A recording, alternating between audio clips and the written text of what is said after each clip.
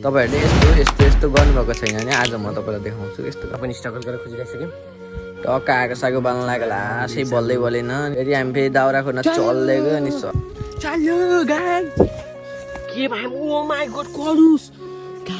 हामी कुखुरालाई ड्रेसिङ गर्दैछौँ भने काटकुट पार्यौँ होइन। टक्क नुन मसला अन्डा सन्डा हालेर म्यारिनेट गर्नु लाग्यो टक्क अनि बबाल बनाउने भनेर हामीले वाइल्ड गरेको थियौँ। वाइल्ड गरेर टक्क अन्डा नि फोरेर हाल्यौँ।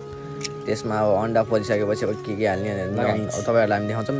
त्यसलाई मजाले घोलेपछि तपाईँ नुन ट्याक्क हाल्ने मसला हाल्ने त्यस पछाडि अदुवाको पेस्ट हुन्छ नि सब हालेपछि तपाईँलाई बवाल आउँछ कि बवाल हुन्छ। लुक्स चाहिँ अर्कै हुन्छ। त्यस पछाडि एल्युमिनियम फोइल पेपरमा टक्क मजाले बेर्यौँ।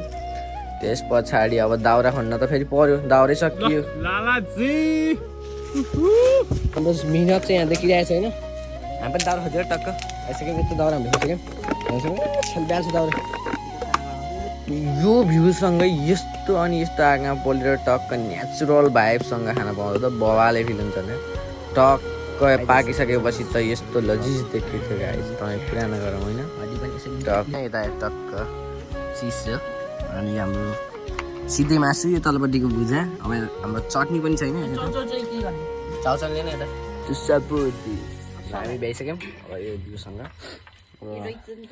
हामी जान लाग्यो। प्याकिङ नि भयो हाम्रो होइन। घरलाई पनि प्याक भइसक्यो। अब लाग्यौँ बाटातिर भेटौँला हजुरलाई पक्कै भेट्थ्यौँ। हामी घरतिर फर्किदियौँ। अनि त्यसपछि थ्याङ्क यू फर वाचिङ।